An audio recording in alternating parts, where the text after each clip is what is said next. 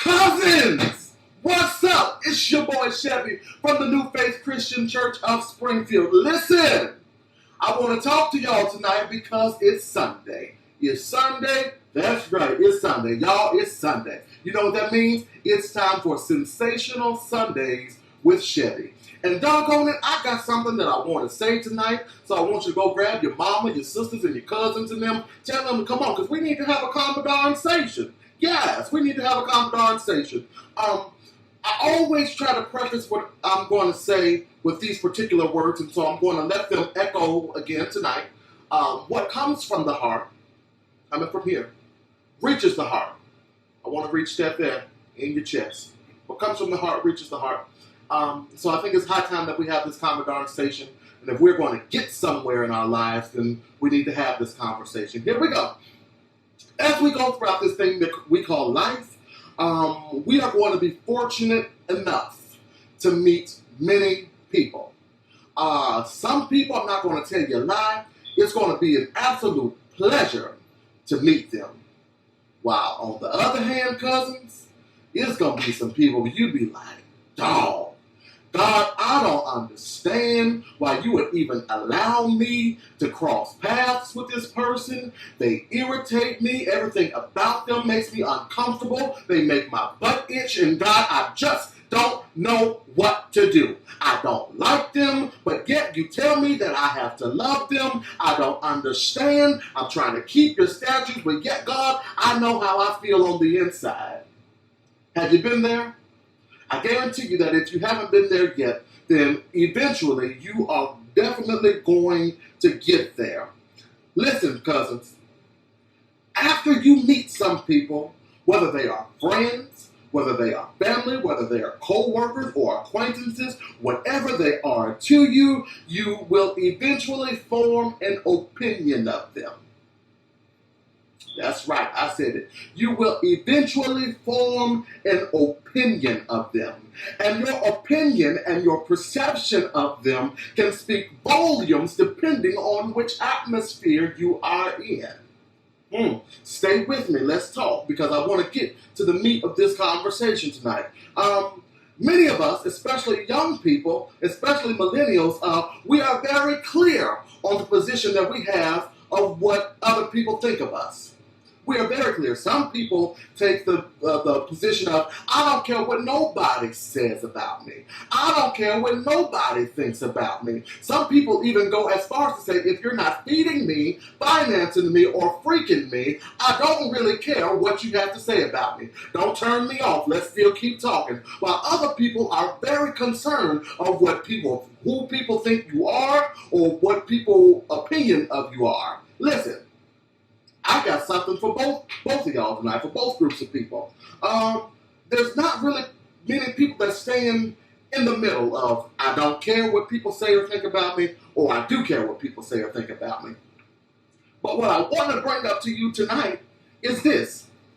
Even our boy Jesus, our boy Jesus, the Father, the Son, Holy Spirit, even our boy Jesus took a poll of what people had to say about him. Check it out. Jesus was kicking it with the disciples one day, and when they got to Caesarea Philippi, Jesus sat down with the disciples and said, all right, fellas, come on, let's talk. This is found in Matthew chapter number 16, in case you don't believe me, because I paraphrase. Jesus talked to the disciples, let's talk, boys. He says, who do people say that I am? And when Jesus asked this question, the disciples had so much to say.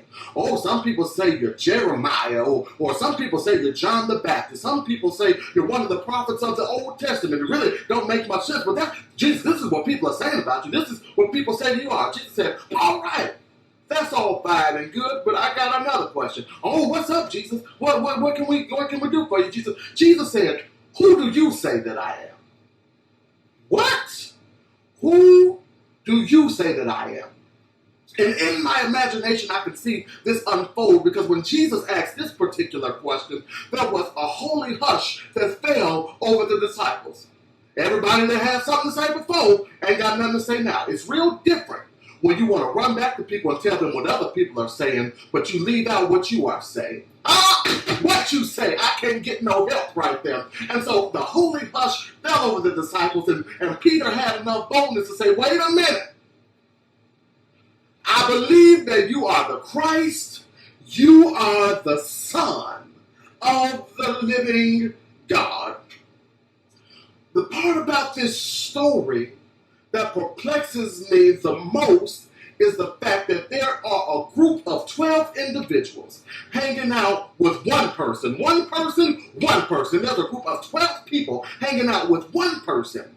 And when this one person said, all right, y'all, what do people think about me? What do people say about me? They got a whole lot to say, but when I ask, what do you say about me? You don't have anything to say. That perplexes me. How can you hang out with somebody so much? How can you rock with somebody for so long? But then when they ask for an opinion, your opinion, not anybody else's, your opinion of them, you're silent. You're hush mouth. You ain't got nothing to say. How mama always told me if I ain't got nothing good to say, I shouldn't say nothing. You ain't got nothing to say. But there's one person that could speak up. I want to submit to you, my friends, I want to submit to you, my cousins, that we, especially this generation, we find ourselves in the seat of the disciples in this hour. Because Jesus placed it in my spirit earlier this week. Who do you say that I am? And a lot of us can't say anything but you're good. We can't say anything but you're a bill payer. That's all we can say. But yet we claim that we've been rocking with Jesus. We claim that we've been living for Jesus, but we can't get past the fact that he's good. How long are we going to just leave God? How long are we going to just leave Jesus as just good? I'll wait. Put it on the screen. How long are we going to leave Jesus as just good? God put it in my spirit this week. He said to me, there are Christians all around the world that cannot articulate who God is. Oh my goodness. Christians all around the world that cannot articulate who God is. There are Christians all around the world that cannot articulate the personhood or the characteristics of God. I'm going to let that one sit in. After we get past God be a bill payer, after we get past God find me a husband, God find me a wife, after we get past God send me monetary blessings, we can't speak to the personhood of God. How long is God going to be just good? We are in an hour where we have to know God as more than just good. So the question now is not for the disciples, not for Chevy, not for anybody in this room right now, but you watching this video right now. Who do you say that God is? He's more than just good. If that's your best answer, I admonish you. You've got to learn who God is. We have to know God as the lover of our souls. We have to know God as the lifter of our heads. We have to know God as a righteous judge. We have to know God as a bridge over troubled water. We have to know him as master, as ruler, as king, as a keeper, as a soul sustainer, as a deliverer, as a healer. The day and age for God to be just good is over with. Hear me out right here. God is many things to many people, but in this hour, who do you say that he is? Whoever or whatever you say that God is indicates what type of relationship you have with him. Put that on the screen.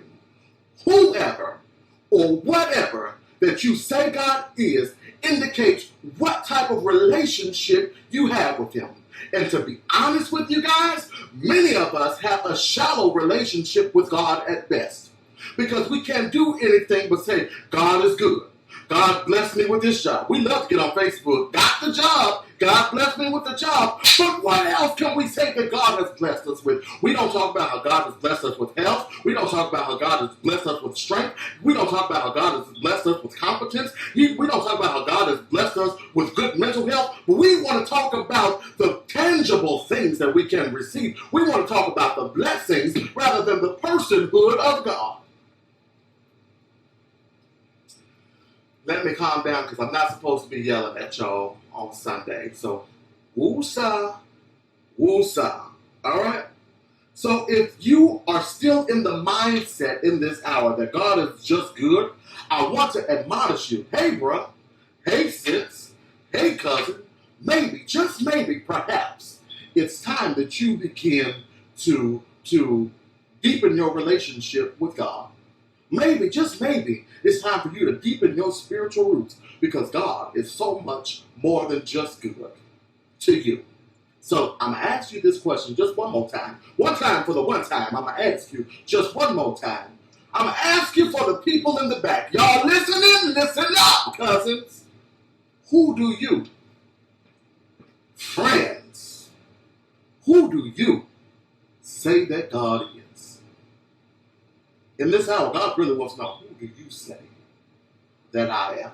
Listen, it's been your boy Chevy from the New Faith Christian Church of Springfield. Listen, we've got something coming up this week, this Saturday. I believe it's the 12th or whatever the date is. It's the 12th? Okay, we got something coming up on the 12th at 10 a.m. in Washington Park in Springfield, Illinois. It's called Prayer in the Park. Listen, what's the date?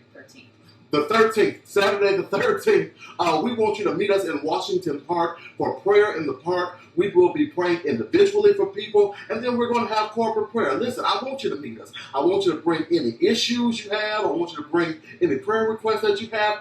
We want to pray for you. The New Faith Christian Church of Springfield, our team wants to pray for you. Bring your prayer requests. Bring your children. We will social distance. We will social distance. We will social distance. One more time for the ones in the back. We will social distance. We will wear masks. But most importantly, we will serve you and we will pray for you. We want to lift up your petitions before the Lord. We want you to meet us there.